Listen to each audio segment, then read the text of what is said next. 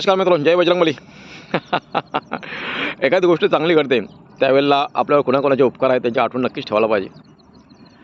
आपल्या समाजामध्ये आगरी समाजामध्ये आज आमच्याकडे इलेक्शन होतं. लोकसभेच्या इलेक्शनमध्ये अगदी शांततेत पार पडत आहे. यासाठी कोणाचे उपकार असतील हो? महत्त्वाचे याच्यामध्ये आमच्यावर जे उपकार आहेत आगरी समाजावर ते त्यावेळचे निवडणूक आयुक्त, मुख्य निवडणूक आयुक्त TN शेषन ह्यांनी ह्या निवडणुकीला शिस्त लावली.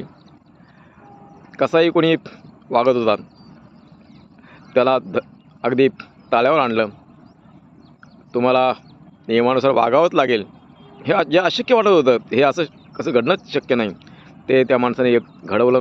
खरोखर आमच्या समाजासाठी जरी आगरी समाजासाठी ही खूप मोठी पर्वणी सुरू झाली की TN शेषनसारखा एक मुख्य निवडणूक आयुक्त निर्माण झाला. त्याने खरोखर निवडणुकीचे नियम लावले.